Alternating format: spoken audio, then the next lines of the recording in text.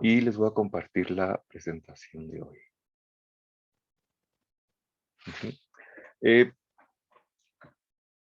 lo que hemos estado viendo hasta ahora es esta imagen del mundo que se va como consolidando y pasa a la Edad Media, a la Antigüedad Tardía, a la Edad Media, y que incluso va a llegar al Renacimiento, y pues ya vimos algunos elementos platónicos, aristotélicos, eh, que se eh, presentan sobre todo en la obra de Macrobio, que lo que hace es dar como este salto o servir como de puente hacia la Edad Media, ¿no? Otro de estos autores, que es también como importante, es Isidoro de Sevilla, que pues ya lo tenemos como con esa tradición católica, cristiana todavía, y la clase pasada vimos el Zohar, algunas cositas del Zohar, que el Zohar ya saben que es un texto así hiper complejo, profundo, difícil, de la misma manera que el texto de Lul o los textos de Lul son complejos también, ¿no? Entonces, lo que vamos a hacer hoy es tratar como de, pues, agarrar al menos la idea principal. Y Lul eh, vive más o menos en el siglo 11, 12, entonces estamos ya metidos como en la Edad Media, ya estamos como metidos en este momento en donde el Zohar también ya tiene influencias, etcétera. Y entonces pues ya estamos como más de este lado. Pero el contexto en el que vive Lul y el objetivo que persigue con su arte y con todos los libros que escribe y estas cosas raras que desarrolla, tiene que ver mucho con el contexto en el que se desarrolla, ¿no? Eh, Lul vive o nace en Palma de Mallorca, que Palma de Mallorca es una islita que está ahí como al sur de Cataluña, de Barcelona, y en ese momento tenía la particularidad de que era multirreligiosa, multiétnica, por así decirlo, y en donde convivían de manera relativamente pacífica judíos, musulmanes y cristianos, ¿no? Y aquí tenemos ya esta presencia del mundo islámico que no había estado como del todo eh, evidente en las cosas que hemos visto, ¿no? Haciendo un poquito como de historia, habíamos dicho que el cristianismo empezó siendo una religión perseguida, pero más o menos ya para el siglo IV, justamente en el 311 con el Edicto de Milán, pues la religión cristiana ya no es una religión perseguida, y para 380 con Teodosio, pues más bien ya se vuelve la religión oficial del imperio, ¿no? Entonces tenemos aquí un auge del cristianismo a finales del siglo IV, principios del siglo V, que evidentemente no, ¿cómo decirlo? Pues no absorbe como toda esta cultura de inmediato, sino que hay ciertos bastiones de resistencia, ¿no? Y uno de ellos es Macrobio, que justamente lo dijimos, ¿no? Hay como muchas especulaciones en torno a si Macrobio era cristiano o era un anticristiano, ¿no? Un pagano anticristiano, porque no se refiere para nada al cristianismo en su texto, y hay quien dice pues, que en realidad era abiertamente anticristiano y su mayor como ataque a los cristianos es más bien no mencionarlos, ¿no? Entonces tenemos aquí todavía una cierta tensión entre cristianismo y paganismo, y con Isidro de Sevilla, pues ya tenemos esta cuestión más cristiana, ¿no? Él sí es abiertamente cristiano, tiene una imagen del mundo que bebe de muchos elementos anteriores, pero él sí es como abiertamente cristiano, ¿no? Al contexto, bueno, de ahí brincar al contexto en el que estamos con Lul, pues habría que agregar un par de cosas, y el primero de ellos tiene que ver justamente con el surgimiento del Islam, y el segundo con la aparición de las universidades. Bueno, no sé si ustedes saben, pero el Islam es una religión relativamente joven. Es una de estas tres religiones del libro que junto con el cristianismo y el judaísmo tienen a la Biblia como un texto sagrado, por eso se llaman religiones del libro. Y evidentemente el judaísmo es muy antiguo, el cristianismo pues tendrá 2000 años, pero el Islam surgió en el siglo VII después de Cristo, más o menos entre el 621 y el 623, cuando Muhammad tiene como que esta revelación por parte de Alá, le dicta el Corán, y va a Medina, ¿no? De la Meca a Medina y de regreso, lo cual se conoce como la Égira, que es como el inicio del Islam, o se considera como el inicio del Islam. Eh, y es bien interesante, o me gusta como traer a colación esto, porque eh, pues esto empieza en 623, pero para el 711, o sea, imagínense, ni siquiera han pasado 100 años y el Islam ya domina toda esta parte del Mediterráneo, ¿no? Casi, casi lo que era el Imperio Romano, así en su extensión más grande, ahora está dominada por el Islam, ¿no? Y entonces es bien interesante porque aquí en este mapa se puede ver dónde está Palma de Mallorca, que es esto que está encerrado en este circulito, y es ahí donde nace Lul, ¿no? De modo que tenemos, les decía, o sea, tiene sentido que ahí se ve como esta confluencia de cristianos, musulmanes y judíos por toda esta cuestión histórica, ¿no? Eh, que los musulmanes eran bastante tolerantes con otras religiones, ¿no? Y entonces estamos en este punto donde la península ibérica está bajo dominio musulmán, al menos el sur de la península ibérica, y como ustedes recordarán quizá en sus clases de historia de la primaria, pues los moros, los árabes, no son, perdón, los musulmanes no son expulsados de la península sino hasta 1492, ¿no? Que es una de estas fechas con las que se identifica también un poco el final de la Edad Media, este, junto con la caída del Imperio Romano de Oriente, etcétera, ¿no? Entonces, en este contexto en el que Lul escribe, pues tenemos este como bastión intercultural, lo cual va a tener sentido para el propósito que persigue Lul, ¿no? Como les decía. La otra influencia, como les decía, también era esta cuestión del surgimiento de las universidades, que tiene que ver sobre todo, o me interesa sobre todo, para destacar como el modelo de discusión que se tenía en las universidades, ¿no? Las universidades surgen más o menos en el siglo XII, Padua, París, no sé, alguna otra en Italia, y de ahí surgirá como esta cuestión que es el método de discusión escolástico, ¿no?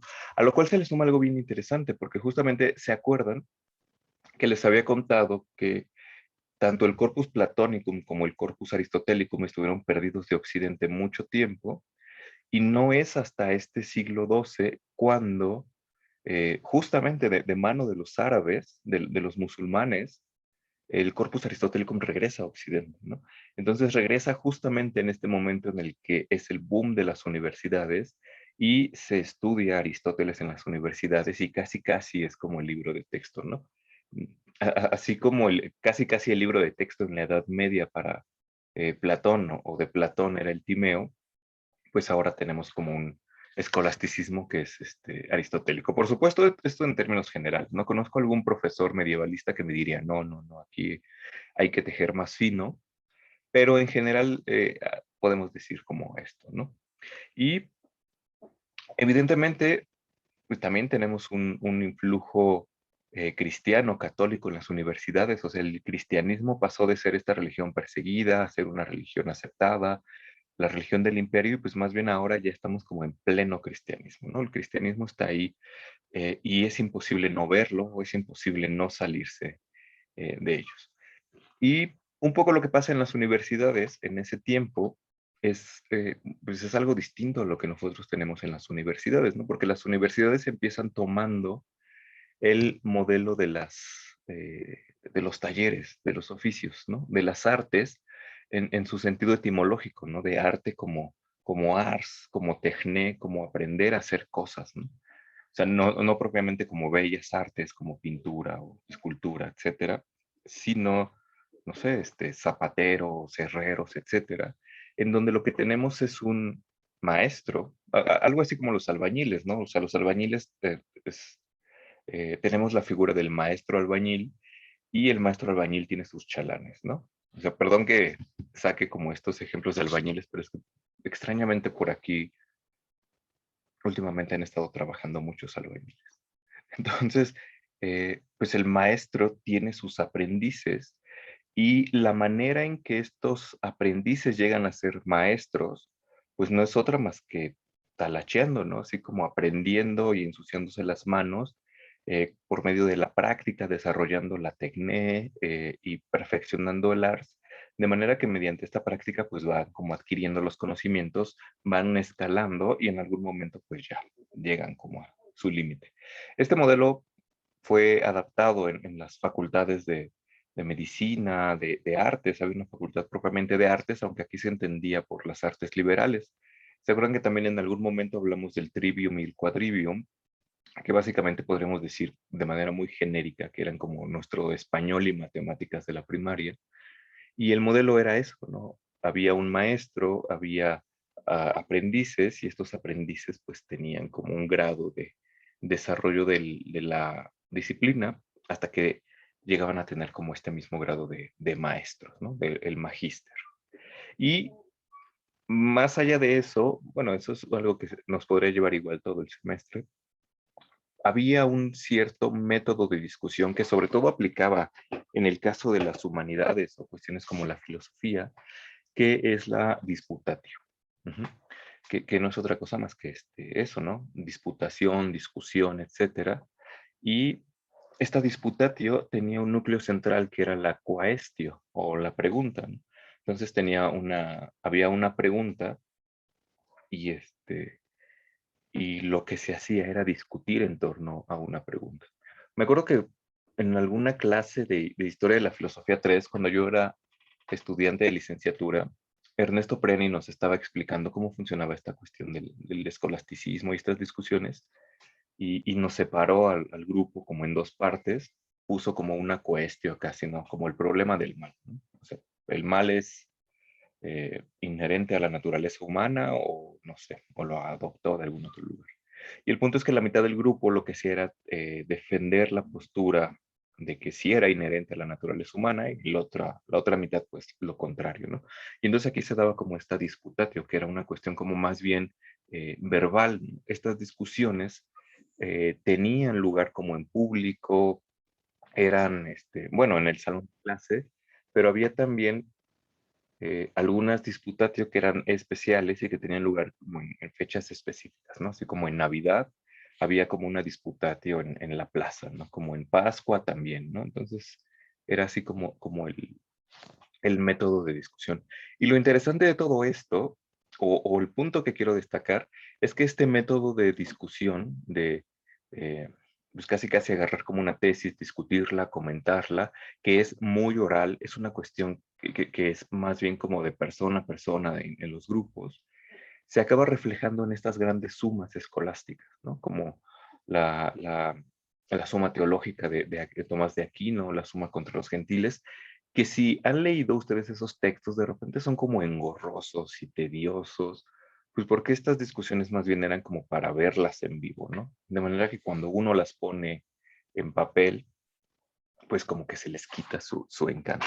Entonces, lo que quería resaltar es que justamente las universidades y este modelo de discusión lo que genera son grandes sumas, ¿no? O sea, como este intento como por compendiar todo el saber y la discusión que se ha dado en todo este saber, pues que son unos mamotretos gigantes y de nuevo, ¿no? Que su lectura puede ser como muy engorrosa. Es bien interesante, ¿no? Porque este modelo que surge en las universidades y que tiene su auge en este momento, pues incluso llegará hasta el Renacimiento. Bueno, ya el semestre que viene hablaremos de un personaje como lo es Pico de la Mirándola, que yo supongo que todo el mundo ha escuchado mencionar. Y bueno, por esta cuestión del discurso sobre la dignidad del hombre, pero Pico de la Mirándola lo que quería hacer con el discurso era como introducir justamente una disputatio. Lo que hizo Pico en 1486, o sea, ya en el siglo XV, fue reunir 900 tesis que iba a pegar así en las puertas de las iglesias, casi casi como Lutero unos años después, porque lo que quería era discutir todas las tesis y mostrar además que todas esas tesis ya fueran filosóficas, neoplatónicas, aristotélicas, judías, cristianas, musulmanas, herméticas, podían concordarse. Y eso solamente se iba a poder hacer mediante una disputatio, ¿no? Que tenía que ser como pública y todo. Al final le fue muy mal porque lo condenaron por herejía, lo metieron a la cárcel, etcétera, ¿no? Pero bueno, esa es historia como para el otro semestre. El punto de todo esto más bien es que LUL, o sea, las universidades surgen acá, ¿no? En Francia, Italia, bueno, en ese tiempo no eran propiamente como países, ¿no? Lo que nosotros ahora conocemos como Francia, Italia, no sé, aquí estaba en Padua, Venecia, etcétera. Y LUL, que vive aquí en Palma de Mallorca, o que nace acá, eh, es un poco ajeno a este método de discusión, ¿no? De manera que, pues más bien lo que expliqué es para decir, pues LUL, hay como un tipo común de discusión en la Edad Media, en el escolasticismo, que son las sumas, pero LUL no se adapta a este modelo, ¿no? Y más bien va como por otras vías, ¿no? Les decía que LUL nace en el siglo XIII, en 1232, y muere como en 1315. Entonces ya está como ahí. Y hay una cosa que tiene LUL así como bien presente y que va a determinar tanto su vida como su obra, y es una labor misionera. Ujú. Lo que va a hacer es tratar de convertir a todos al cristianismo. Y les decía que tiene sentido tomar en cuenta el contexto en el que LUL se desenvuelve, porque pues era un contexto multiétnico y multirreligioso, ¿no? O sea, si hay muchas religiones, si hay musulmanes, judíos, etcétera, y yo soy cristiano, pues tiene sentido, si yo estoy convencido de que el cristianismo es la verdadera religión, tiene sentido que yo trate de convertir a todos al cristianismo.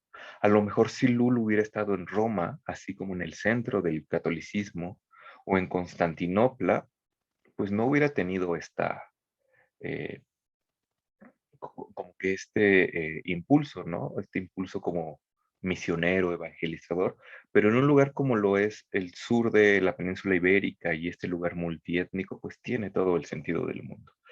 Pero la historia de Lourdes es como bien interesante, que es casi, casi como el cliché de primero soy un rebelde sin causa y después ya me vuelvo como un santo cristiano casi, ¿no? Algo así como le pasó a San Agustín, ¿no? Que San Agustín Prieni decía que era algo así como una especie de playboy, que se la pasaba acá como de fiestas, tenía a su esposa, tenía hijos y después pues le dio un como momento de iluminación y pues ya se convirtió, ¿no? Y llegó a ser santo. Con Lul pasa más o menos lo mismo, porque Lul, pues además también está en la corte del rey de Palma de Mallorca, está ahí como en la corte, entonces está en valga la redundancia, está en un mundo muy mundano, ¿no? Está rodeado como de mujeres, de hecho tiene un hijo. Hay una historia que no sé exactamente dónde está, pero dice que pues que Lul más bien se robó es que no me acuerdo si era Lul o era alguien más, que se roba a su esposa de la iglesia entrando en un caballo, entonces era así como muy locochón, ¿no? Como rebelde sin causa, pero también como en esta historia del rebelde sin causa, curiosamente y más o menos a la edad de 30 años, casual, así como el Buda, ¿no? Que también era Siddhartha Gautama, ¿no? Que era hijo de un rey, etcétera, y todo el tiempo estuvo en la corte y tenía la vida resuelta hasta que sale al mundo exterior, tiene una revelación y pues se vuelve el iluminado, ¿no? Así Lul tiene una revelación en donde ve a Cristo crucificado, ¿no? Así como en su habitación. Y a la edad de 30 años dice, lo que tengo que hacer ahora es dedicarme al Señor. Y entonces, eso va a dar pie como a tres eh, puntos en los que Lul va a centrar su vida, ¿no? Que la primera es justamente esta, ¿no? La de la predicación hacia los infieles, con el objetivo, por supuesto, de convertirlos al cristianismo. La segunda es que va a querer escribir un libro, así como entre comillas, para servirse, digo, del cual se pueda servir para el primer fin. Y la tercera es que iba a solicitar a los reyes que se crearan como monasterios y escuelas con el fin de aprender el árabe y poder evangelizar de manera eh, más fácilmente a todos estos, ¿no? Y entonces, pues ya, tiene como esta cosa, anda viajando por allá, por acá. En algún momento se va al monte que también este es como cliché, ¿no? Así me voy a volver santo, me voy al desierto, me voy al monte, y se va al monte a meditar durante 10 años. Entonces ya para cuando tiene 40 años, lo que sucede es que tiene una serie de visiones y en esas visiones se le revela la manera, perdón, en que eh, tiene que construir este instrumento, ¿no? Que no es otra cosa sino el Ars Luliana, ¿no? El Ars combinatoria, que si pudieron revisar como el texto, son estas ruedas extrañas y estas como escaleras raras. Y entonces un poco lo que quería Lul era convertir a los infieles al cristianismo, pero no por la fuerza, ¿no? O sea, no era como de voy a conquistar este país, voy a conquistar el sur de la península ibérica y necesito un ejército para imponer la religión, sino que Lul lo que quería hacer o lo que pensaba es que esta conversión tendría que ser por medio de la razón, ¿no? Se tendría que demostrar racionalmente a los judíos y a los musulmanes que la verdadera religión era el cristianismo. Ujú. Y entonces, lo que Lul va a tratar de hacer es generar un instrumento, generar eh, como una herramienta con algunos elementos básicos, muy básicos, por así decirlo, que sean compartidos por todos, ¿no? Por judíos, musulmanes y cristianos, para que a partir de estos principios básicos uno pudiera ir eh, desarrollando como todas estas demostraciones, ¿no?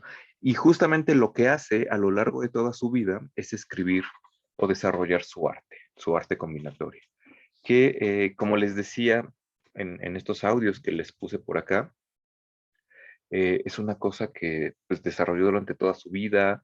Al principio era súper compleja, después se hizo como más breve. Justamente el texto que les dejé, que es de los últimos que escribe, se llama Ars Brevis, porque justamente lo que hace es tratar de simplificar todo este mecanismo para que fuera lo más manejable posible. Y hay un principio básico eh, debajo del Ars Juliana que tiene que ver un poco con lo que hemos comentado en las clases pasadas, y es que justamente el Ars Juliana funciona a partir de principios básicos, que sería como la materia prima, y ciertas reglas para combinar esos principios básicos. Ujú. Técnicamente eso es todo, ¿no? Como materia prima y reglas. Que de nuevo, regresando al ejemplo de los albañiles, ¿no?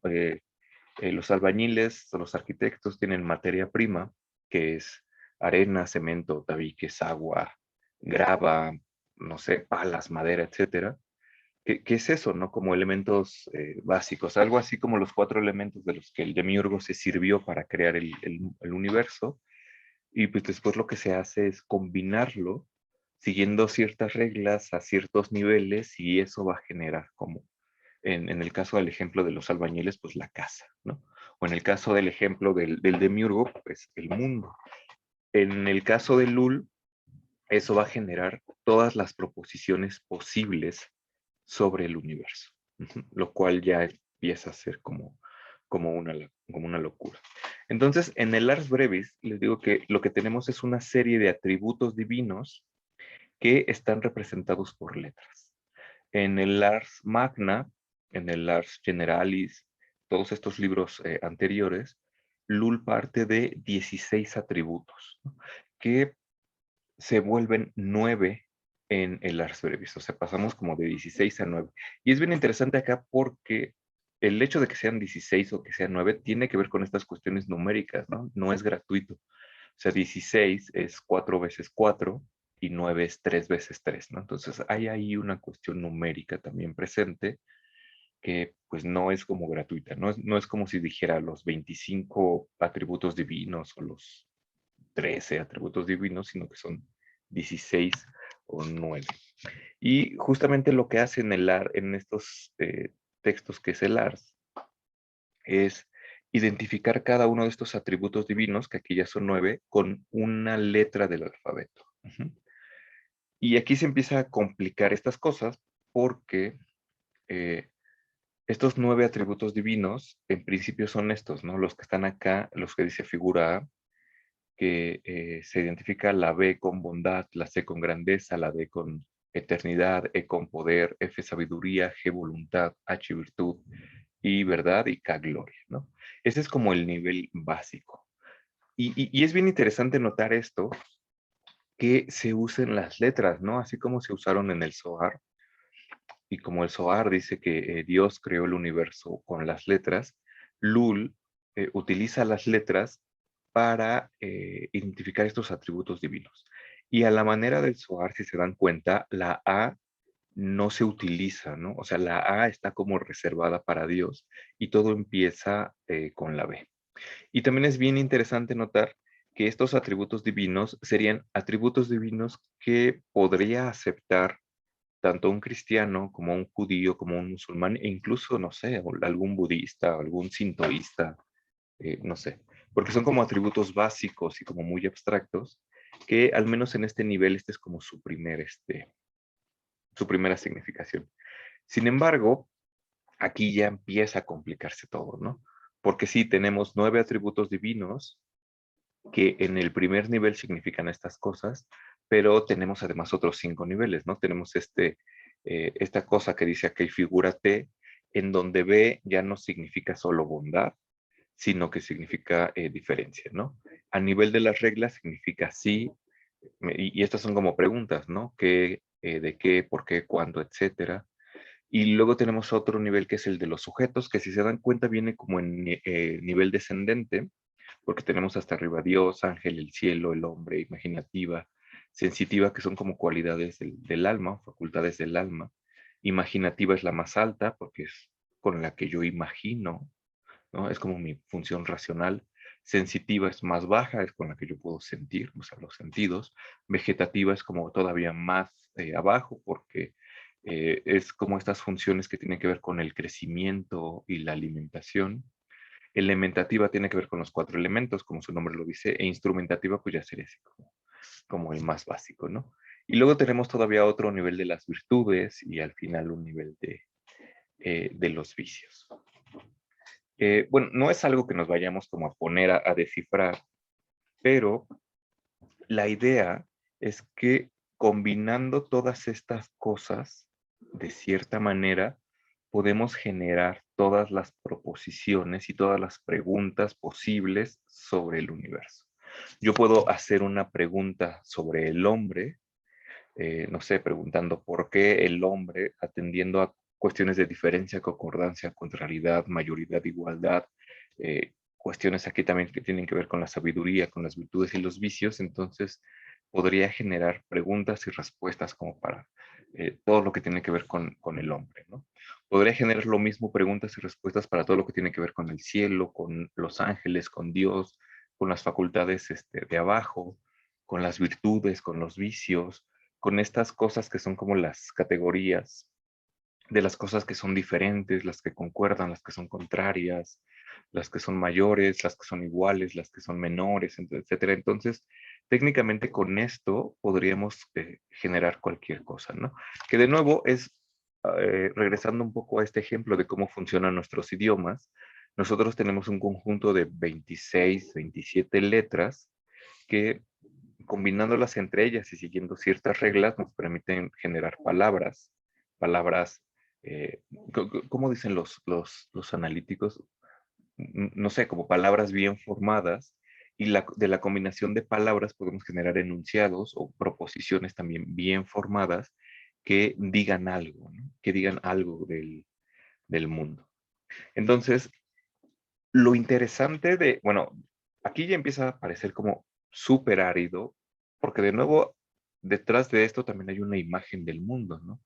Eh, que los sujetos vayan de Dios hacia abajo, habla de una imagen del mundo en donde, por supuesto, hay un Dios, hay un ángel, hay una escala, hay una jerarquía que hace que todo esto funcione, ¿no? Entonces, pues habría que entender como esta imagen del mundo, pero lo interesante de la combinatoria luliana es que esta combinatoria luliana funciona por medio de estas imágenes, perdón, de estas ruedas concéntricas que generan combinaciones como muy raras, ¿no? Es algo así como una máquina de combinar cosas que empieza a funcionar como de manera rara, ¿no?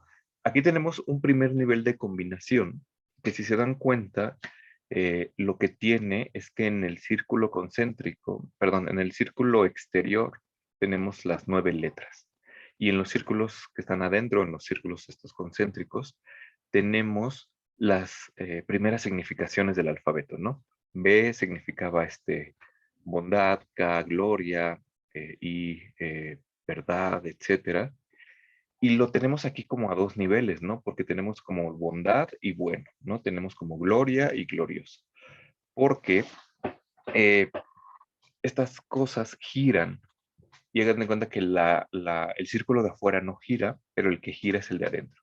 De manera que en un primer momento tendremos combinaciones tipo la bondad es buena o la magnitud es grande o la sabiduría es, no sé, sapiente, la potencia es poderosa, pero si giramos estas ruedas, tendríamos algo así como que la bondad es grande o la bondad es eterna, la bondad es poderosa, la bondad es sabia, etcétera, ¿no? Lo cual empieza ya como a generar ciertas combinaciones y ciertos enunciados, ¿no? Si nosotros le agregamos otros niveles de significación, como puede ser las virtudes o como pueden ser los sujetos, podríamos generar incluso enunciados sobre particulares. Podríamos decir, la bondad de Pedro es grande, ¿no? Lo cual ya es algo, ¿no? O sea, evidentemente, lo primero que diríamos sería como la bondad de un hombre o de un ser humano es grande. Si nosotros ahí metemos el factor como más individualizante, que sería Pedro, ya podremos decir la bondad de Pedro es grande, ¿no? La sabiduría de Juan es eterna, ¿no? La duración del hombre es, no sé, gloriosa. Y eso ya nos va generando eh, como ciertos enunciados y ciertas combinaciones a partir como de ciertos principios básicos. De modo que aquí también tenemos otra figura, que esta es la figura T, que lo que hace la figura T más bien es como combinar en triángulos, ¿no? O sea, se combina aquí como de la G a la E y acá, y pues cada una significa como ciertas cosas. Si se dan cuenta, aquí en estos como espacios están integradas todas estas cosas que estaban en la lista del alfabeto.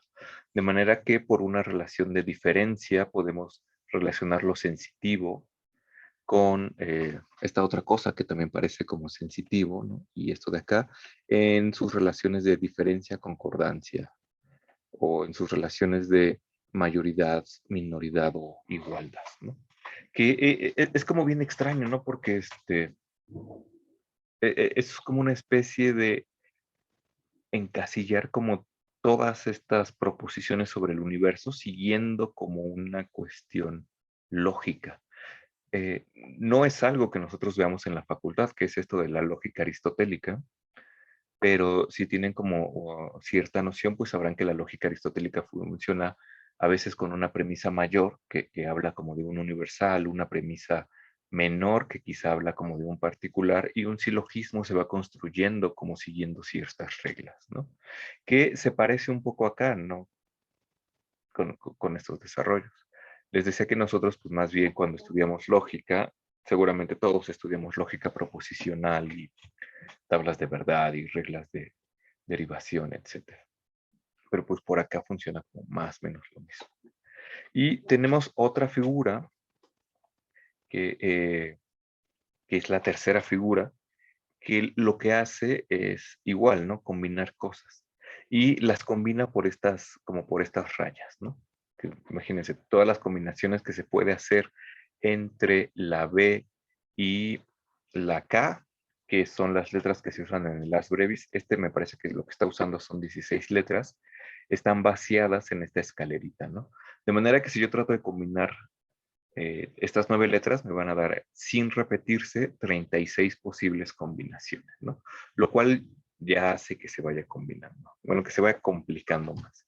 Y la figura que es emblemática de la combinatoria luliana son estos círculos concéntricos, en donde aquí idealmente pues lo que sería o lo que tendríamos serían como estos 6 niveles del alfabeto metidos en estos círculos, y los círculos irían girando e irían generando combinaciones, ¿no? Algo así como se ve en esta segunda imagen, que aquí ya se ven como desfasados estas combinaciones, de manera que si en principio tenemos una combinación tal como BBB, al girar podemos tener una combinación como BCD, que si se dan cuenta funciona también algo así como con la lógica proposicional, ¿no?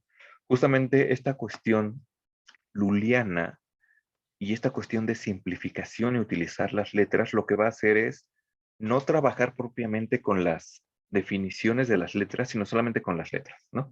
De manera que yo agarro como las letras, las combino, genero cosas raras y luego las relleno con su significado.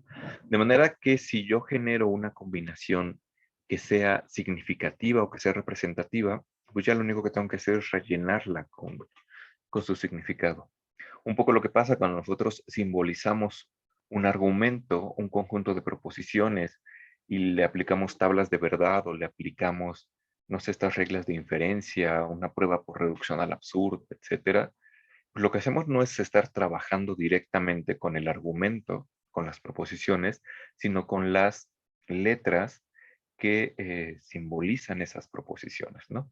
Yo puedo estar trabajando con si P, entonces Q o R, eh, y B, y luego abajo, no sé, si R, entonces Q, por lo tanto, no S, ¿no? No, eso no es propiamente el argumento, sino como la estructura del argumento. Que digo, se parece como mucho y es algo que incluso tenemos como acá, ¿no? Es este manejar como letras que al final nos va a dar ciertas combinaciones. Una cuestión interesante de esto es que para LUL no se pueden generar combinaciones que tengan una letra repetida. De manera que la combinación BBB, que es algo así como bondad, bueno, no sé qué, no se puede dar. Todas deben tener combinaciones diferentes, ¿no? O sea, de hecho, la primera combinación posible es BCD, ajá, donde ya no se repiten. Otra sería BCE, BCF, etcétera, y el requisito es que no se repitan. Y entonces aquí empieza a complicarse, y esto es como bien interesante, porque no sé si les recuerda, por ejemplo, de nuevo, ¿no? Estos ejemplos como de probabilidad de la secundaria, ¿no? Donde decían, Juanito tiene 5 camisas, 3 pantalones y 4 pares de zapatos, ¿no? ¿Cuántas combinaciones puede hacerse, ¿no? Entonces, aplicando como ciertas reglas, pues sabemos que podemos hacer no sé cuántas combinaciones salgan, no sé, 27 combinaciones, ¿no? Puedo ponerme una camisa azul un día con un pantalón azul y unos zapatos negros, pero también podría ponerme una camisa azul con mi pantalón rojo y unos zapatos verdes. Puedo ponerme una camisa verde con un pantalón amarillo y unos zapatos cafés, no sé, etcétera. Entonces eso me genera como muchas combinaciones. Y lo interesante de esto es que este ejemplo mundano de la ropa aplica como para esta cuestión de LUL, porque a partir de elementos finitos y concretos, como pueden ser 9 camisas, 9 pantalones y 9 zapatos, puedo generar todas las combinaciones posibles que puedo llevar al trabajo, por ejemplo, ¿no? Y a eso le puedo sumar, no sé, calcetines, bueno, evidentemente tengo que ponerme ropa interior o una chamarra, etcétera, o a lo mejor los lentes, etcétera, y eso genera como todas las posibilidades. De manera que, eh, o sea, lo que busca como este arte combinatorio de LUL es de nuevo, ¿no? Generar como todas estas posibles combinaciones. Aquí se empieza a complicar porque se mete otra letra que es la T y luego habría que rellenar todas estas combinaciones atendiendo a las definiciones que tenemos en nuestro alfabeto. Lo cual, por supuesto, es una locura, es una cosa así como que evidentemente no vamos a poder comprender en una clase porque es una cosa realmente abrumadora. Una vez en una clase, cuando yo iba a la maestría, tuvimos todo un semestre, igual con Ernesto Priani leyendo el Ars Brevis, llegamos así como al más de la mitad del texto y no entendimos nada, ¿no? Así como, quién sabe qué cosa trata de hacer Lul. Pero lo interesante y lo que sí podemos decir y con lo que me gustaría que nos quedáramos es que, bueno, varias cosas.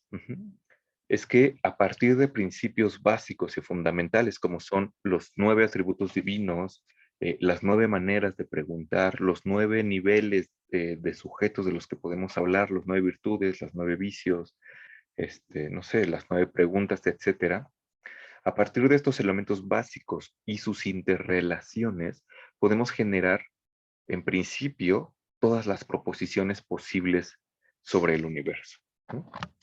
Eh, y lo interesante de todo esto es que generar todas las combinaciones posibles sobre el universo supone tener un reflejo lingüístico del universo. Ujú.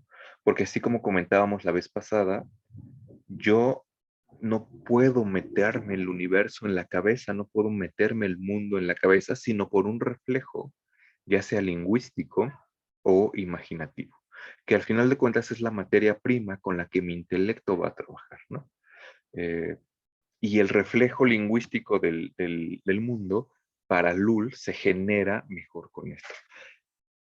Por supuesto, no podemos saltarnos y no podemos brincarnos el propósito que Lul tenía, que era convertir a a los musulmanes y judíos al cristianismo, y justamente lo que trataba de hacer con esto, entre, por supuesto, todas estas combinaciones posibles y todas las proposiciones del universo, era llegar a proposiciones contundentes sobre los dogmas del cristianismo que los musulmanes y los judíos pudieran aceptar racionalmente, ¿no? De manera que aplicando combinaciones y atributos sobre Dios, podría yo, utilizando el Ars Brevis, generar una proposición contundente y un argumento contundente para que todo el mundo aceptara que el dogma de la Trinidad es lo correcto, o para que se aceptara que, no sé, esta cuestión de que la Virgen María eh, tuvo un hijo sin intervención de varón, fuera también como aceptado por esto, ¿no? Entonces, es una cosa como bien locochona, porque es un modelo como para evangelizar raro, ¿no? Y como distinto, pero que en la mente de Lul funcionaba, ¿no? Evidentemente es una cosa que lleva como mucho trabajo y que supone como un gran esfuerzo dominar, pero en términos de Lul sería muchísimo más fácil y muchísimo más rápido aplicar este método que aprenderse, por ejemplo, una suma, como la de Tomás o como las, no sé, las de Alberto Magno. Lo interesante de esto, y por eso traje a colación esta cosa de las sumas hace rato, es que Lul trata de generar todas las proporciones posibles sobre el universo, no para que uno se lo aprenda a la manera de una suma, no para que yo genere todo y luego me lo vaya aprendiendo, sino para que siguiendo ciertas reglas y ciertas formas de combinaciones, yo esté en condiciones de ir directo a esa, a esa proposición, ¿no? Para que tomando como esta materia prima, yo pueda agarrar lo que necesito, pueda agarrar ciertas reglas, ciertos modos de combinación y llegar justamente a lo que necesito. No sé, en el ejemplo de los albañiles y que quieren construir una casa, alguno de ellos va a tener que aplanar una habitación, ¿no? Y evidentemente para eso, pues no se tiene que chutar todo el manual de la construcción, no tiene que saber cómo echar una losa, cómo amarrar unas varillas, sino que tiene que ir directo a saber cómo mezclar arena, cemento y cómo echarlo a la pared, ¿no? Más o menos, digamos que la suma, por así decirlo, en términos generales, sería como tener todo ese manual y todo ese conocimiento. Y en contraparte, el ARS lo que trataría de hacer es poder construir el camino directo para hacer lo que yo quiero hacer, ¿no? De manera que sería como muchísimo más fácil. Y hay otra cosa, y ya con esto quiero ir cerrando para no saturar todo. Hay otra cosa que me interesaría, porque les digo que a partir de estos principios básicos, yo podría generar todas las proposiciones sobre el universo, pero va a haber ciertas proposiciones, perdón, que no tengan sentido. Uh-huh. eh, el ARS es un instrumento que arroja combinaciones pero de ahí no se sigue que todas esas combinaciones tengan sentido, ¿no? El Lars puede generar todas las proposiciones posibles, pero de ahí no se sigue que esas proposiciones por sí mismas sean conocimiento. Ahí es donde entra el entendimiento y esta como facultad humana para discernir, para saber qué cosas sí y qué cosas no. Puede sonar un poco complicado, pero si regresamos a nuestro ejemplo mundano de la ropa, digo, evidentemente yo puedo tener 9 camisas, 9 pantalones, 9 pares de zapatos, 9 lentes, etcétera. Pero si yo quiero ir a hacer, no sé, un trámite burocrático, necesito ir a una entrevista de trabajo, o me voy a casar, o voy a algo muy formal, pues tengo mi ropa, la puedo combinar, y evidentemente me van a dar todas las combinaciones posibles, pero yo no podría ir, bueno, sí podría, ¿no? Pero no es lo más recomendable. Yo no podría ir al registro civil a casarme con una camisa morada, unos pantalones amarillos y unos tenis verdes. Por más que eso sea una combinación posible y que tenga sentido y que salga de los elementos básicos, no es una combinación que tenga sentido en este momento específico. Bueno, si soy un chaca, tal vez sí me vale, ¿no? Entonces yo voy así con mi cangurera atravesada y ahí a casarme, ¿no? Pero no sería como lo más adecuado. Ajá, Olivia dice que para todo hay gusto, ¿no? Entonces, y lo mismo, ¿no? Si yo me voy, no sé, me invitan a una fiesta de estas de perreo intenso, como esta que hubo en Iztacalco, donde sacaron a mucha gente, pues no me voy a ir así como de camisita y corbata, porque no sé, a lo mejor me asaltan, ¿no? Porque o sea, es como una invitación a quitarme todo. Por más que esa sea una combinación posible y que pueda darse, no aplica para la situación en específico, ¿no? Que eso es algo, bueno, esto es bien interesante porque la combinatoria luliana es algo que va a retomar Bruno, pero para generar imágenes, ¿no? Que eso, por supuesto, es cuestión como del otro semestre. Y lo que tiene Bruno también es que dice, pues tenemos elementos que se combinan, evidentemente como tenemos una imagen debemos tener un sujeto y atributos. De manera que si voy girando mis ruedas a este sujeto que en un principio puede tener un bastón y una túnica, girando las ruedas pues ya no va a tener un bastón, sino una espada y no sé, una, ¿cómo se llaman estas cosas? Una armadura, ¿no? Y yo puedo generar como muchas combinaciones y habrá algunas que tengan sentido, habrá otras que no, habrá algunas combinaciones que vinculen y habrá otras que no. Y de lo que se trata más bien es como de encontrar eh, la combinación que se adecua, que de nuevo la combinación la va a dar el instrumento y esta maquinita de generar, pero la elección que yo haga y para elegir la que funciona en el momento específico, pues depende más bien como de mi intelecto, ¿no? De ahí que a veces se ha pensado la combinatoria luliana como una máquina de pensar, pero siempre necesita como este factor humano, ¿no? Este factor de discernimiento para decir esto sí, esto no. De manera que yo puedo generar 10,000 proposiciones posibles sobre Cristo, pero no todas ellas van a tener sentido. Yo puedo decir que Cristo tiene dos naturalezas, una divina y una humana a partir de elementos básicos, pero a lo mejor esa proposición no aplica, ¿no? De hecho, eso es considerado una herejía para el cristianismo. Yo puedo decir que Cristo tuvo un cuerpo solamente aparente, porque en realidad era divino a partir de estas combinaciones, pero de nuevo, esto es una herejía para el cristianismo. Ahí entra otra cosa como para discernir. Yo puedo decir que el Espíritu Santo vino del Padre y del Hijo, y puedo meterme en problemas porque eso se llama el filioque, que es una de las cuestiones por las que el cristianismo ortodoxo y el cristianismo católico chocaron, porque para el cristianismo ortodoxo el espíritu solamente proviene de Dios. Y entonces es como un poco más complejo, ¿no? Entonces yo puedo generar todas las proposiciones posibles. Puedo decir que los perros tienen 5 patas. Es una proposición perfectamente enunciable, está bien estructurada, pero no aplica, ¿no? O sea, los perros no tienen 5 patas. De manera que de nuevo voy a tener como que discernir. Y eso también es bien interesante por esta cuestión de la reconstrucción, ¿no? Eh, es como cuando uno va a la biblioteca y tiene que consultar un libro. ¿no? Cuando uno va a la biblioteca, pues agarra la clasificación y va a buscarla, que todas estas como técnicas que tenemos para encontrar un libro, que es buscar por autor, por nombre, por palabras clave, etcétera, nos arrojan un resultado y eso nos evita tener que ir libro por libro para ver si cuál es, ¿no? O sea, estoy exagerando, ¿no? Pero eso sería como el camino largo. Y por supuesto, a partir de estas reglas que yo puedo aplicar buscando el libro, puedo buscar y puedo encontrar, eso es posible, todos los libros que hay en la biblioteca, pero si yo quiero encontrar uno solo, pues tengo que aplicar como unas reglas bien concisas y un camino bien conciso y a partir de que tenga la clasificación, pues sí, no tengo que ir como estante por estante, libro por libro, sino que tengo que ir a donde está la letra, que eso también es bien interesante, ¿no? Que la clasificación bibliotecaria se basa en letras, ¿no?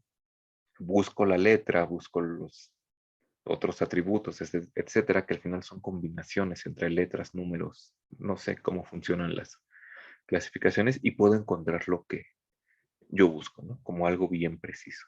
Entonces, si quiero refutar que los perros no tienen 5 patas o que Cristo no tenía un cuerpo divino y humano al mismo tiempo, pues tengo que ir siguiendo como cierto caminito, ¿no?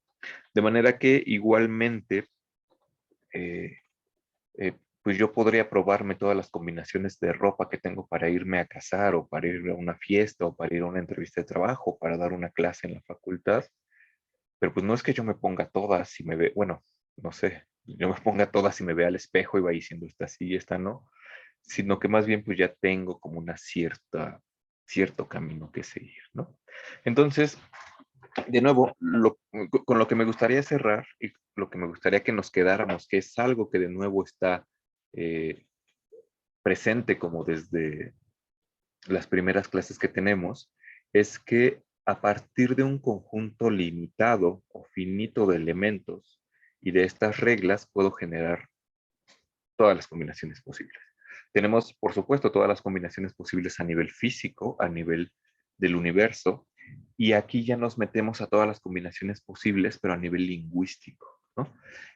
¿Se acuerdan que un poco con esta cuestión del Zohar y cómo la creación de Dios es lingüística? Pues lo que hace Dios justamente es combinar letras para generar el mundo. Y entonces justamente lo que tenemos con esta tradición cabalista judía es que dada la equivalencia lingüística con el universo, modelar y combinar las letras entre sí para generar palabras a nivel lingüístico equivale a generar y combinar el universo, que es algo, por supuesto, propio de Dios. De manera que desde el punto de vista del ser humano, comprender todas estas combinaciones lingüísticas y todas estas eh, elementos que se refieren al mundo, supone también comprender el mundo, ¿no? Que les decía que esa es la tesis muy, muy fuerte, ¿no? Esta equivalencia entre el lenguaje y el mundo. De manera que lo que pasa con Lull es que al poder generar todas las proposiciones posibles sobre el universo y comprender las proposiciones que tienen sentido y que hablan sobre el universo, yo estaría en condiciones, en principio, de comprender al universo mismo, ¿no? Lo cual es una cosa, o sea, debe ser una cosa tremenda, ¿no? Una cosa de esas que uno se vuelve loco. Y evidentemente, pues entre eso se cumpliría como esta cuestión de poder convertir eh, a los infieles. Uh-huh. Había una cosa más que quería decir, pero ya se me fue. Pero bueno, eh, justamente todo este intento como de acotar el conocimiento, posteriormente va a derivar en todas estas cuestiones que tratan de acotar el conocimiento humano y que tiene que ver justamente tanto con las bibliotecas como con las enciclopedias, ¿no? Que justamente tanto en ambos, lo que se trata de tener es como este compendio de todo el saber eh, y unas ciertas reglas como para acceder a ello, ¿no? Como de todo el saber conocido. Y de nuevo, casualmente, pues muchas veces esas clasificaciones se dan como por letras. Uh-huh. eh, por aquí creo que tenía otra diapositiva. Estas son imágenes de una película que se llama 13 Fantasmas, que debe tener como 20 años y que es el remake eh, de otra película que igual se llama 13 Fantasmas, pero de hace como 70 años. Y no sé si han visto la película, pero lo interesante de todo esto es que hay una casa donde están encerrados 12 fantasmas, 13, y hay vidrios con como con ciertos hechizos, ¿no? Y los fantasmas no pueden cruzar esos hechizos. El caso es que estas rueditas que ven acá, justamente lo que hacen es girar, y al girar lo que pasa es que se generan ciertas combinaciones. Alex dice que es su churro de terror favorito. Ajá, es como un churro, pero está interesante, ¿no? Porque justamente una de estas cuestiones que tiene que ver con la combinación es que los círculos nos pueden arrojar todas las combinaciones posibles, pero solamente una de ellas nos daría la clave, en sentido etimológico nos daría la llave para abrir una puerta, ¿no? O sea, pues es como funciona una llave, ¿no? Una llave tiene como muchas combinaciones posibles, pero solamente una es la que abre la puerta. En cuestiones como más tecnológicas, yo puedo tener mi correo, mi cuenta de Facebook, mi cuenta de Zoom, etcétera, y la contraseña está formada de letras y números, y yo podría tener millones, miles de millones de combinaciones posibles, pero solamente una es la que me va a dar acceso, ¿no? Y esto es bien interesante porque en la película se ve así como bien gráfico, ¿no? Las ruedas empiezan a girar, después ya empiezan a girar así como en 3D, y dependiendo de cómo gira, se da como una cierta llave, una cierta clave que abre puertas, la cierra, etcétera, y eso permite que pasen ciertas cosas. Extrapolando esto un poco a lo que va a pasar en el Renacimiento, con los sistemas de Campanella, de Camilo, de Bruno, ellos dirían que hay una cierta combinación y una cierta un cierto como estado de la mente humana que nos daría esa clave, esa llave, para poder tener acceso a niveles como superiores, ¿no? Ordenar como nuestra mente, que además es la única cosa que nosotros podemos ordenar o tener del universo, de manera que lo que tenemos aquí adentro se parezca lo más posible a lo que está allá afuera, ¿no? De manera que este microcosmos que somos nosotros esté en sintonía con ese macrocosmos que es aquello que está allá afuera, ¿no? Así como casi de vibrar alto. Entonces, bueno, esta era como la cosa de la peli. Esta ya es otra cosa. Voy a dejar de compartir esta y, pues bueno, básicamente eso sería lo que querría destacar con la combinatoria luliana. No sé si hasta acá hay como alguna pregunta, alguna cosa. Yo sé que de repente esto puede ser así como abrumador. Ah, sí, Olivia. Hola, hola, buenas tardes. Hola. Tengo pregunta. Ajá. Ahora que estabas exponiendo esta información sobre la rueda y cómo funciona, me vinieron a la mente ciertos textos medievales que creo que funcionan, bueno, no son exactamente iguales que el que comentas de Lul, pero sí tienen una especie de sistematización del saber que Sí. se relacionan con estas vías que se pueden coger, ¿no? Por ejemplo, hay ciertas artes o arts dictaminis que se entran en la escritura de ciertos documentos, ¿no? Por ejemplo, las escuelas o sermones, en Ajá. donde se distribuye la información a de que si uno le va a escribir una carta al obispo, tiene que usar ciertas fórmulas y luego de ahí se va al exordio en donde comienza a hacer la introducción del asunto y tiene que elegir otras fórmulas. Entonces son como una especie de rompecabezas que se van armando. Eso pasa, por ejemplo, en el Ars Dictaminis, pero también pasa en el Ars Gramatical porque igual hay, no sé, hay ciertos como cuadros sinópticos en los manuscritos que empiezan a decir, bueno, el sustantivo es este y de aquí se derivan tales y tales, y es esta como sistematización de saber. Entonces, yo quería preguntarte si hay si tú conoces si hay, o sabes si hay algún texto que hable sobre este tipo de sistematización o que hable específicamente de Lul, pero que a lo mejor pueda servir como para lo demás, porque me parece que es algo que se crea en la época. Incluso estaba pensando que pues sí es una necesidad de ver los textos desde otro punto, o sea, como la estructura textual, porque en la antigüedad, claro, pues no había ni párrafos, no había separación, o sea, eso se fue dando paulatinamente. Creo que en la Edad Media se ven en la necesidad de hacer otras estructuras, ¿no? Textuales. Entonces, bueno, primero no sé si tengas alguna referencia de textos, y también me recordó, esta rueda me recordó una gramática de Nebrija, que igual tiene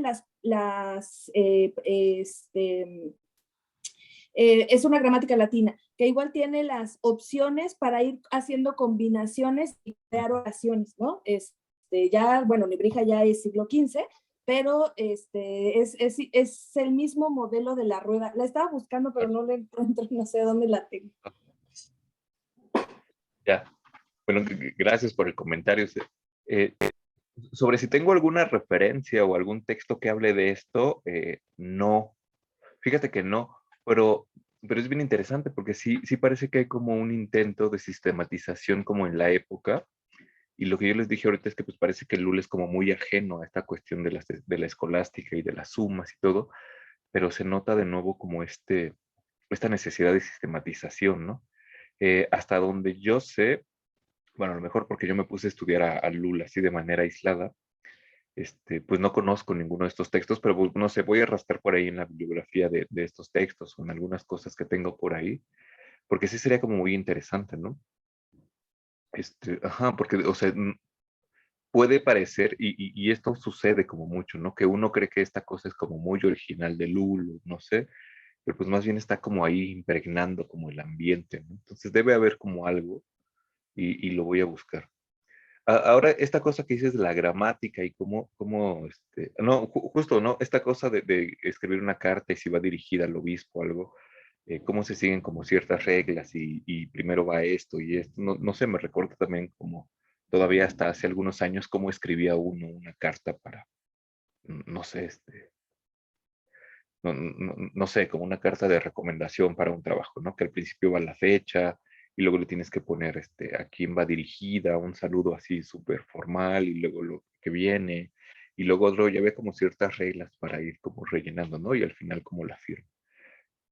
Que tiene, ajá, como una especie de plantilla, exacto, como estas cosas que tenemos en Word o en Keynote, en Mac, así como para ya armar tu currículum, ¿no? Que tu currículum debe tener esto y esto y así.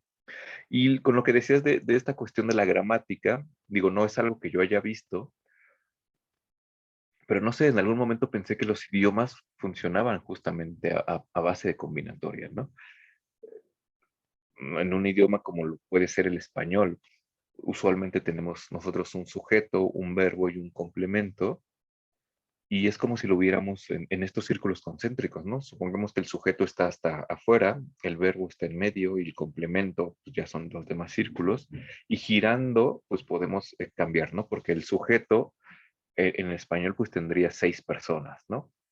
Yo, tú, él, etcétera. El verbo tendría tiempos y modos, y aparte también se combinaría de acuerdo con el sujeto, y el complemento pues ya tendría que ver con qué tipo de verbo es, con la acción y así, ¿no? Complementos circunstanciales y determinativos y locativos, etcétera, que de nuevo lo que nos daría sería como todas las posibles proposiciones sobre el universo, ¿no? Sobre lo que nosotros vemos. Entonces es como bien interesante. Pero bueno, prometo buscar como por ahí algo. Creo que por ahí tenía un texto de Lul, sobre Lul, que seguramente debe decir algo, pero lo voy a rastrear. Hay un texto que no me acuerdo si escribe Ramón o Joaquín Xirau sobre Lul, eh, y también lo voy a buscar a ver si dice como algo de este intento de sistematización. Pero bueno, gracias por el comentario. No sé si hay como alguna otra pregunta, alguna cosa que quede por ahí, ¿no? Bueno, si no hay nada más, pues lo dejaremos por acá ahora. Así que si quieren relajarse pueden ver 13 fantasmas para ver cómo giran las ruedas, aunque sea un churro de terror. Y, y ya ver algo más. Pues bueno, entonces lo dejaremos por acá esta clase. La clase que viene, eh, me parece que lo que sigue es que leamos algo de Maimónides. Igual se los pongo por aquí al rato. Y pues lo mismo, ¿no? Haré como algunos videos o subiré algún material que ya tenga como elaborado. Y nos veremos por acá la semana que viene. Sí, ajá, la película de 13 fantasmas a mí me gusta porque los fantasmas sí dan miedo, ¿no? A pesar de que la película tiene ahí como sus ratos cómicos, los fantasmas creo que están como bien elaborados, ¿no? Pero bueno, ya me dieron ganas como de verla, a ver si la tengo por ahí. Pues vale, si no hay nada, pues nos vemos la próxima semana. Muchas gracias por conectarse por acá y por aguantarme esos 15 minutos que llegué tarde, ¿vale? Pues muchas gracias y nos vemos Ajá. el miércoles. Pues sí. Nos Gracias. vemos. Hasta luego.